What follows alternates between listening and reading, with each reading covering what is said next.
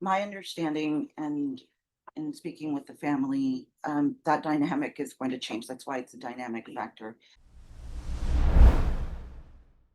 All right, the court is calling 2025 CR 0018008 and 2025 CR 0018002B, State versus Alex Avila. Can I have parties announce? Megan Galloway for the state. Faith Castillo for defense, Your Honor. And we have an interpreter. Again, if you could raise your hand for the record. Do you solemnly swear and affirm you will faithfully translate from English into Spanish and Spanish into English, so help you God? Thank you, Your Honor. All right, you can lower your hand if you'll state your name for the record. Good morning, Your Honor. My name is Catalina Delgado, license number 2222. And are you Alex Avila? Yes. And counsel, have you been able to communicate with your client? Yes, Your Honor. All right, we're here for a sentencing. Have both parties received the PSI and TAP evaluation? Yes, Your Honor. Any objections to the PSI or TAP evaluation from either side? No, Your Honor, just some clarification points on the PSI. So on the previous, it says previous criminal history. We're coming together on all of the cases, so that's just to note there was no actual prior to these instances that were taking place.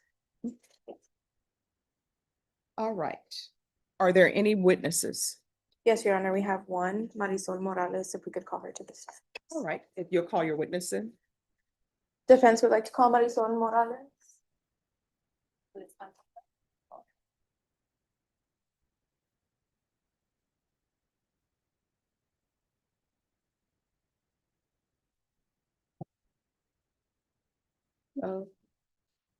All right, if you'll remember to keep your voice up so that the court reporter can hear. Yes, ma'am.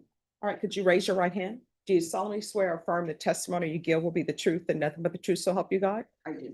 All right, you can lower your hand if you'll state your name for the record. Marisol Morales. All right, you may proceed. Good morning, Ms. Morales. Can you state your occupation for the court today? I am a licensed master social worker for the public defender's office. And I'm so sorry, if you could not turn towards her when you speak, it's just so the court reporter can hear. Thank you. And Ms. Morales, how long have you been with the public defender's office? Approximately 8 years. And what do you do for the office? I meet with our felony clients to do assessment. Do you have any background in the work you do in your licensures? Yes, like stated, I'm a licensed master social worker with a specialty in mental health and substance use. I'm a licensed drug and alcohol counselor. I have a certification as a trauma professional. I've completed approximately 3,000 hours of clinical supervision with mental health diagnosing and assessing. I've worked in the mental health and substance use field for approximately 27 years. And have you worked with clients around these type of charges before? I've provided expert testimony in 17 felony cases. Has that been here with Bear County Yes, ma'am. and other counties? No.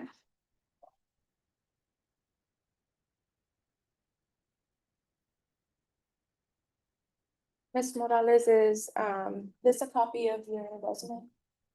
Yes.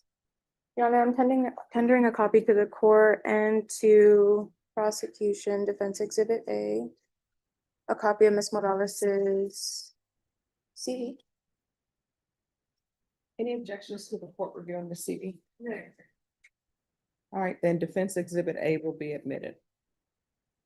Your Honor, at this time, due to Ms. Morales's education, licensure, and over 27 years of experience in the fields of mental health, trauma, and substance use, we'd like to offer her as an expert in social work. All right, any objection? No. All right, you may proceed. Ms. Morales, are you familiar with the case today? I am. How did you get started with it? It was deferred to me by the attorney for the case. Do you create any logs when you review information? I do, I prepare notes or take notes, yes, when I'm meeting with an individual. And so you're familiar with Mr. Alex Avila, correct? Very, yes. What did those meetings look like? We met over the course of the summer, approximately 3 months. I spent about 20 hours with him, interviewing, assessing his life history. Is that your normal routine with felony clients? Yes, with any client. And how long are these meetings? Anywhere from an hour to an hour and a half. Are they in person? Are they over video? It's a, Like, mix- it's a mixture Okay. of video and So you completed an assessment for Mr. Avila. I did.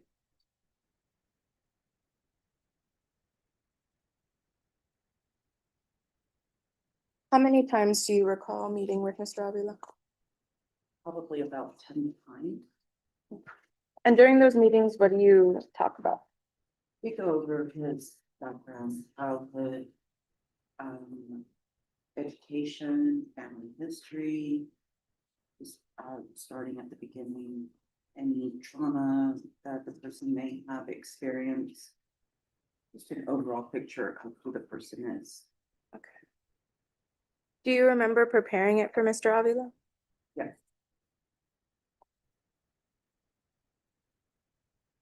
I'm showing a copy of the assessment. Ms. Morales is tendering a copy to the court Any objection?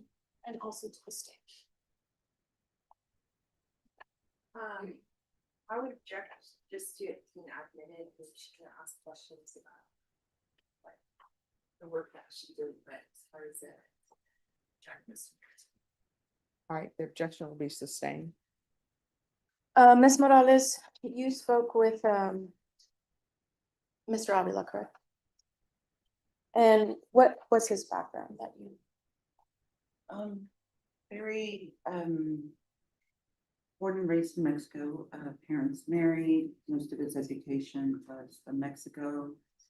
Nothing stood out that he reported, any traumatic events as far as any physical, emotional, or sexual abuse. They arrived here in the United States when he was about 16 years old and enrolled in the San Antonio School District. Did you review any mental health assessments with him? Did I review any? No, No, okay. there were none available. What about substance use? We did review his substance use history and he did not meet the criteria for any diagnosis. I'm gonna move on to different considerations you make when you're meeting with clients. What are the ones that you take into it? Well, when I'm doing an overall assessment for somebody, it's not just looking at their whole life development, what's happened, how did we get here? But I also look at mental health, anything that may have impacted that, anything that may have impacted normal human development. I also conduct assessments for risk. Are there different type of factors that you take into consideration? For any risk assessment, whether it's myself or anyone in the court system, we take a look at factors such as the criminal history, the age of the offense, whether any substance use or mental health were factors that played into how they got today, their marital status, their education level, their work history, whether they show any disposition to criminal orientation, several factors. And let's start with the first type, static factors. What do those? The static factors are things that do not change in the person's life, which typically is the criminal history, the age of the offense, their whether their parents were married, just things that are kind of black and white. And what did you find for Mr. Avila? This is his first criminal offense. That was a big factor that impacted his eventual risk level. And how old was he at the time of the offense? He was 17. And does that have any effect on your evaluation? Well, it's a big consideration when we're talking about risk and how we got here. That's the purpose of my assessment, is just to give context on what happened.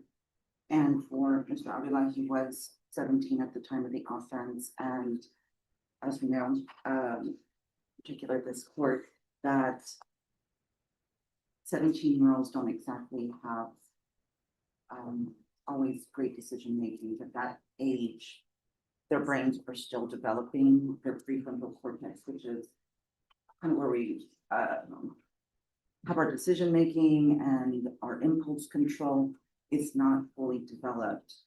And that was one of the factors that I took a look at with Alex. Does anyone else in his family have any history of criminality that you know of? No, and I did speak with both parents, and there was no criminal history reported on minors. What about early behavioral problems? No, Alex actually was a pretty typical average adolescent.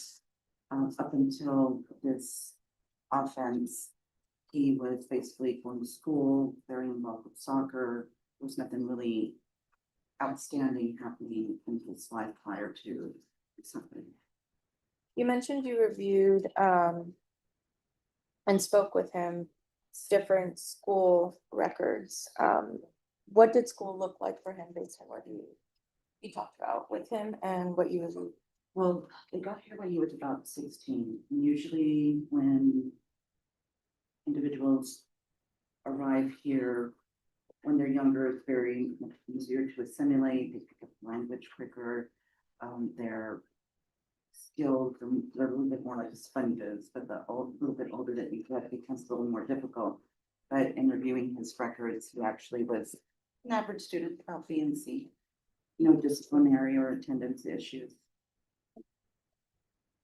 What about the dynamic risk factors? What are those?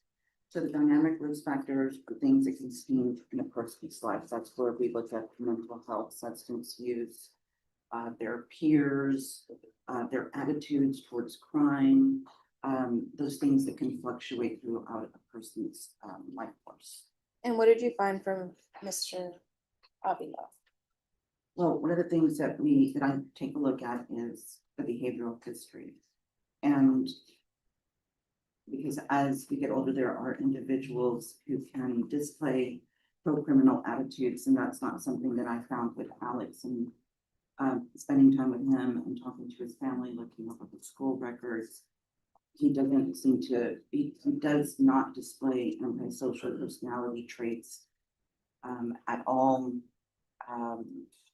He generally thinks of school, pretty okay, and substance use, or mental health that was impacting.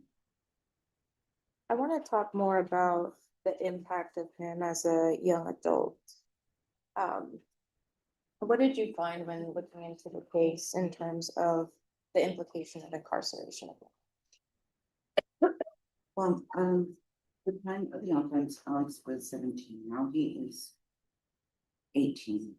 And unfortunately, what the research tells us is that individuals who are in that young adult age group are at much higher risk of victimization in the prison system, especially for first-time offenders, that more at risk for physical and sexual assaults.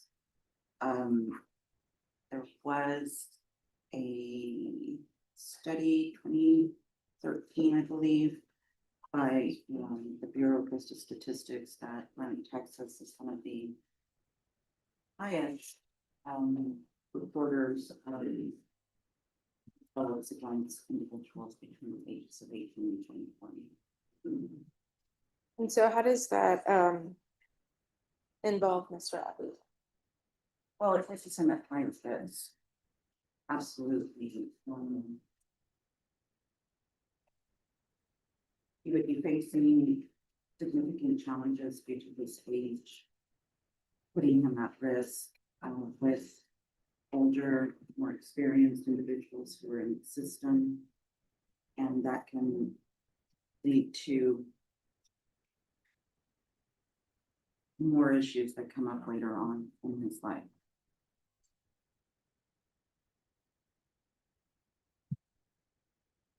In your overall expert opinion after meeting with Alex and conducting all of your research, how would you describe to the court Alex overall? I would place him probably lower end of being a risk to the community. That's one of the factors that I do take a look at. I understand the nature of the offense of the individual. I understand what has happened, but for Alex, he's got a lot of protective factors that help mitigate those risk factors that he may have. He does have a supportive family, he was going to school, he's single, he doesn't have any children. And I think that would place him at the lower end of being a future risk to the community. Ms. Morales, did you have a chance to review the pre-sentence investigation report? Again, Was there anything you disagreed with within the report? maybe not necessarily disagree, I just have a very different perspective because I was able to spend a significant amount of time with Alex.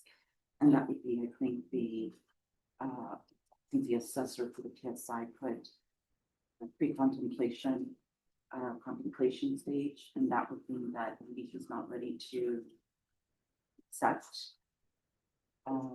what is coming up against. I would probably place him in the preparation, which is he has expressed a lot of remorse for what has happened. He fully acknowledges and takes responsibility, and I think those are very important factors. We're looking at whether somebody will return to committing crime. Is there any difference if a youth takes accountability early on versus not taking any accountability at all? No, like I said, it makes a huge difference. That's actually one of the factors that we also look at when assessing risk. No further questions, Your Honor. We pass the witness. All right, State. You stated that you're familiar with Mr. Abijah, is that correct? Correct. Okay, you became familiar with him over with him 8 times in the months of May and August. Is that fair to say? Yes. Okay. And so in your assessment of him, you stated it's your testimony that you place him off of low risk. Is that correct? Correct. Okay. And so what metric are you using to determine whether he's a risk to the community? It would be similar to what probation, their trust system uses, looking at the static and dynamic factors. And I did list some looking at antisocial attitudes, antisocial peers, personality patterns, history of antisocial behavior, marital factors, in education, employment, pro-social, leisure activities, criminal history, age of offense, family history. It's similar to what probation uses. Okay. And so regarding the criminal history aspect of it, you stated that this was his first criminal offense, is that correct? Yes, Okay, and so when you're factoring in your assessment, you're aware that he's here for 3 separate aggravated robberies. correct. Correct? Correct. Okay, and so when you're doing your assessment, you just count that as one criminal transaction, or do you factor it in as 3 separate offenses? 3. Okay, and so it's still your belief that this involvement, 3 aggravated robberies, you believe that he's a low risk to community? Yes, because I'm not just looking at the offenses. There are other factors that you have to look at in order to make a complete assessment of what their risk is. So although the criminal offenses are a factor, it's not the only thing that we have to take into account. Okay, and so something else that you take into account is the support that he has surrounding him, is that correct? And that's something that's been unchanged since before and after the offense, correct? The individuals that are supporting him, no, that has not changed. Okay, his parents have been married, correct? Correct. He has siblings, correct? Correct. They all came to the United States together, correct? Correct, They were all living together at the time of this offense, correct? correct. And so how do you factor that into what's gonna change between before when he had this support system and chose to commit the crimes and then now? Well, one of the things that did change in their family makeup was that when they were living in Mexico, mom was a stay-at-home mom and father was the main provider for the household. And that changed when they came to the United States, where both parents had to work. And when we talk about support, it's love and encouragement, but the way the house was running did significantly change from what Alex had been raised with up until the age of 16. Okay, so it's your opinion that that factors into his choice to go commit 3 aggravated robberies? Based on everything that I know, yes, that is a factor that I also consider. And is the mother still currently working? I do not believe so. Okay, yeah, but either way, I mean. Based on your report, one of Alex's siblings has some health issues, is that correct? Correct. Okay, and so mother and possibly father got at work, they're pretty busy taking the sibling to different doctor's appointments, correct? Correct. Okay, and so there's a lot of time periods possibly that if this court were to grant him probation, that he would be alone and possibly falling back to the wrong crowd, correct? My understanding and in speaking with the family, that dynamic is going to change. That's why it's a dynamic factor. It's things that can fluctuate up and down. And the family has renewed a commitment to do things differently and sort of evaluate the importance of certain things in their life. And one of the things that they have chosen to do as parents is to become more involved and make the necessary changes to provide a supportive environment for Alex. Okay, but there's still possibility, right, that he would be by himself while the mother's taking the other child to health appointments, correct? Yes, Okay, and you stated that there's significant challenges in prison. Okay, one could say that there's also significant challenges in the Bexar County Jail, correct? correct. Okay, but Mr. Oculus seemed to get along fine at the Bexar County Jail, right? There have been, he has been the victim of some physical assaults in the jail. Have they been reported?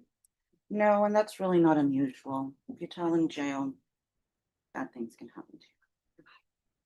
But he's made some friends in jail, right? Even an inmate got chose to write a letter on his behalf, correct? Yes, he has found some peers in the jail. We possibly. Just a few clarification and follow-up. Yes, sir. Ms. Morales, when you're conducting your evaluations and assessments, family is one part of it or all of it? No, it's one part. And so when you're sitting down with parents and you're talking with Alex, what are the type of things that you talk about, and what changes do you see? Well, we discussed the current situation, what their thoughts and feelings are, what they would do different. That's always kind of a difficult topic to talk to parents about. Obviously, no parent wants this for their child. But Alex's parents have done some thinking, evaluating what did they do, what could they have done differently. And I think that based on my conversations with them, that it's kind of, it's been their come to Jesus moment, if I may say, realizing that some mistakes were made and the things that they want to do differently. I know the state asked you a couple of questions about Alex being by himself.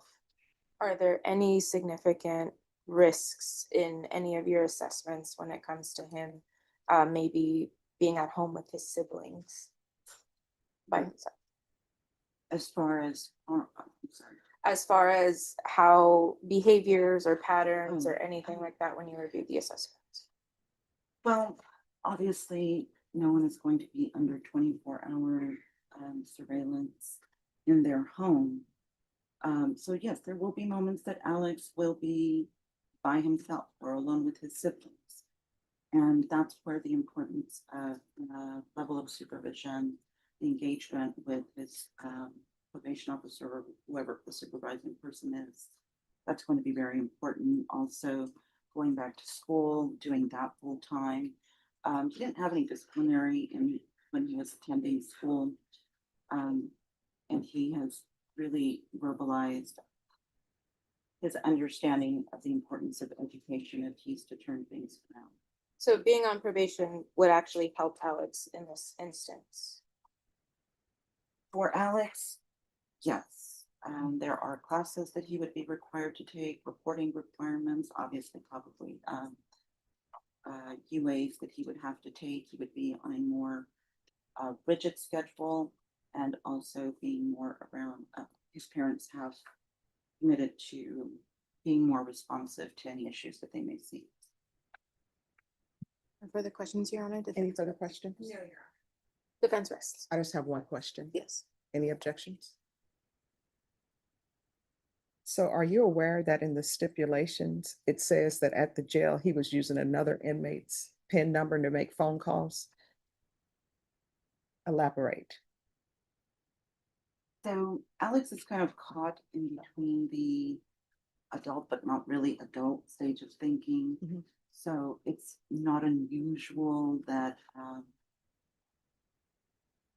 peers, people his age, may have a bigger impact at this point. The good thing is that changing can think, that thinking can change. He can learn new skills. His brain, the little prefrontal cortex and the amygdala will be making those connections as he gets older, which will lessen the impulsivity and give him more emotional regulation and making good decisions. All right, thank you so much. Maybe excuse me. Yes. All right, you have any further witnesses? No, Your Honor, defense rests. Honor. So I previously spoken with Ms. Castillo, and there are some letters that I'm not objecting to her offering.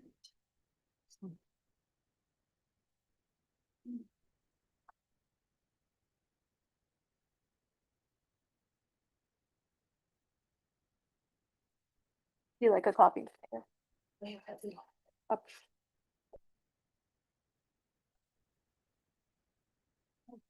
Court will review letters that are typical.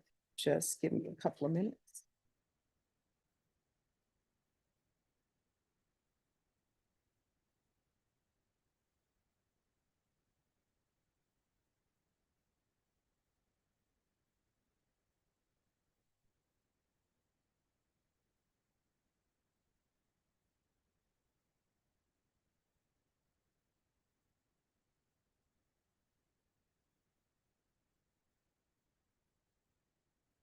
Right, one is in Spanish.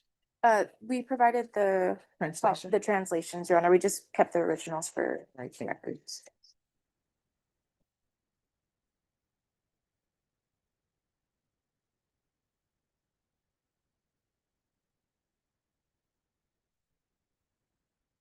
I can read Spanish, but I don't want to mess up the interpretation. We thought ahead. All right, I appreciate that. Hey there, sorry to interrupt the video, but I wanted to take a moment to let you know that TCF is a channel that is 100% human created and human driven. There's so much AI slop out there on YouTube right now, especially in the LawTube space, that I think it's important to point out that every video that we have here on this channel is human created, human curated. We make all the decisions, we do all the editing, it's all us. So if you appreciate that human touch and that human interaction, please do consider subscribing to the channel if you aren't already. Leave us a comment on the video, put a thumbs up. Those things really help us. And if you want even more human interaction, consider joining us for our live show every weekday morning. Okay, sorry to interrupt. Back to the video. All right, the court has reviewed the documents. Is there anything your client wishes to say? No. So if you all can, I understand what the witness stated, but if y'all can explain to me how He commits one aggravated robbery, pulls a weapon on somebody. Then in the report, he says he's only doing it. And this is from the stipulations. He's saying he's only doing it because somebody forced him to do it, some man he doesn't know. And that he was at Sam Houston High School attending. But my understanding from testimony is that he was homeschooled. And I guess at some point he went to Sam Houston. Yes, Your Honor. So he transitioned schools because he was finding himself in a position with these kids that he was trying to escape. All right. And So- so that was part of the reason why he transferred schools to a different location to try to get away from the environment that he was experiencing. All right. So if somebody can explain to me how he commits one aggravated robbery, and then the next month he commits another and he doesn't internalize that this is the wrong thing to do. I think the main thing, Your Honor, that was affecting Alex at this time was his environment and this external pressure, threats, and the people he was around at that time.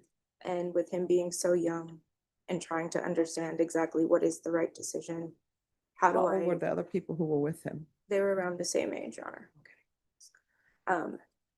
And it's those situations where, you know, you have a group of young kids, Alex, who wasn't the one, you know, holding the gun to the store clerk, but knows, you know, I'm in this tough position. I'm being threatened. At the same time, I know this is wrong. And I want to be clear, Alex from day one has taken accountability for everything. Right. So if he's saying that he's being threatened, unless the law has changed, maybe it has, I don't, say that I know everything, but if he's committing an offense under duress, then isn't that a defense? It is, Your Honor. And we talk about these things with clients on how they wish to proceed. And So he doesn't want a jury trial? at this time, no, Your Honor. Okay. Mr. Avila has been through more than most people since his young life. And there are times when, as a kid, he's trying to make the good decisions with the influence of his parents, moving to a new country, trying to get the health care for his brother. And as we stated to the court, he takes accountability for everything, and he knows exactly where he went wrong. And I think one of the things that spoke the most to me was when I was sitting with Mr. Avila and we were talking about letters from people and family, and he's the one himself that said, I wanted to write something to Judge. And we sat several times where we passed revisions. He's like, I want to make it as grammatically correct as possible. What else? What can I talk about? And that exchange really spoke to, I think, the core of who he was and who he is. He's recognized where things have gone wrong, and he's recognized where things can go even worse for him in his life. And I think that's a lesson that a lot of people who come before the court learn at different times. And so for me to see that growth in him at such a young age when speaking with him, I think is what Mr. Avila is someone who was caught in the wrong place, wrong time, wrong factors.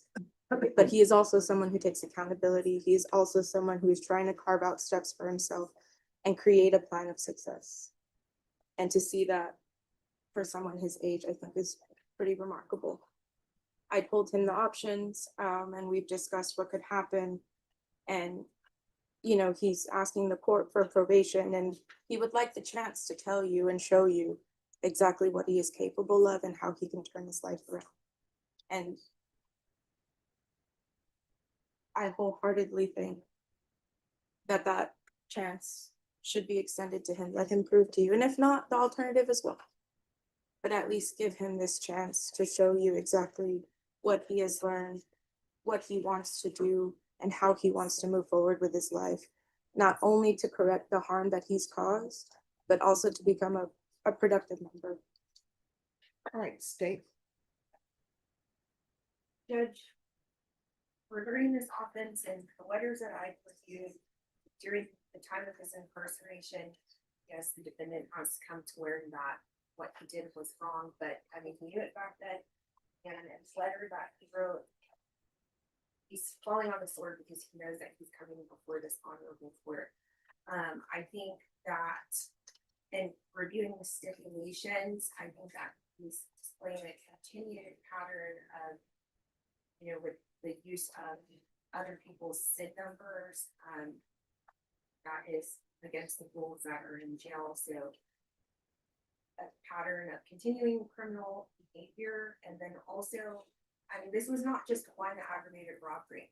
It was, they hit one store and then are, collecting and appropriating property from that store, and then they go back, and these are people that he met at school, I might add, and then they go to another store, and then a third store, and so while I understand what counsel is saying, this was a continued pattern of criminal behavior, violent criminal behavior, where he states that he was aware that these robberies were going to occur and still chose to engage in this criminal conduct, Your Honor. All right. So here's the thing, and I want you to understand my thought pattern and why I'm doing what I'm doing. I talk to children all the time, and you know what I always tell them? If you're with a group of friends and you all are planning a robbery, you might as well go in the store yourself with a gun, because if somebody else went in the store with a gun, it's like you went in the store with a gun. That's the way Texas law operates. And my problem with you is I understand you're young, and that's what I'm trying to balance. I'm balancing the fact that you're young. I'm balancing the fact that you didn't have a gun. Because I've had clients before where they're just the lookout. Somebody gets killed, they're charged with murder, they're looking at life in prison. But you were more than just a lookout. You're opening doors for people. And part of the reason why everybody is charged the same is because historically, if you look at the way the law was written, they're thinking that maybe this crime would not have happened but for your participation. Sometimes if somebody says, well, I'll be the driver to this robbery. Well, maybe if that person would have said, no, I'm not driving anybody, then everybody would have said, well, we can't do this. We're not going to do it. But you continued, and it's not just one. So the state is asking for a cap of 10. I'm balancing your age. Hopefully you have learned something. And I'm also balancing the fact that you did not have a weapon. But at the same time, I'm balancing the fact that after everything happened, you all sat around and counted money. Do you even remember what happened to your share of the money, what you used it on? No lo gastó. I didn't spend it. Sometimes people go to a convenience store, they end up killing the clerk, and you know what? They end up with $20. Was that clerk's life worth more than $20? Most definitely. Is time going to prison worth more than the $20 you had? So I'm going to find you guilty. Does anybody want to speak to the cap? Your Honor, we would ask for the lowest possible. We know that the court is taking into consideration everything that is happening.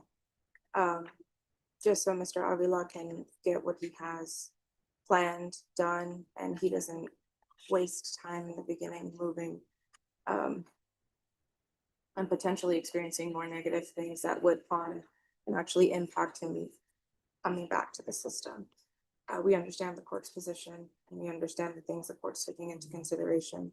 And I think this is one of the opportunities where the law allows for justice, where you get to exercise your discretion. But I am asking for the time. I did review everything that was prosecuted, went over testimony with the witness, which was provided to me, and that was factored into the plea bargain. And I think another aggravating factor is that there were other people that were with this defendant and this co-defendant that were unidentified. And so we would ask for 10 years. All right, the court is going to find you guilty. In each cause number, the court will sentence you to a $2,000 fine. Time and money to run concurrent. Court will give you credit for any time served. The cases will run concurrently. Court will take in consideration 2025 CR 001 68018, 2024 CC 741988. There's an affirmative finding of deadly weapon. The court will request the therapeutic community.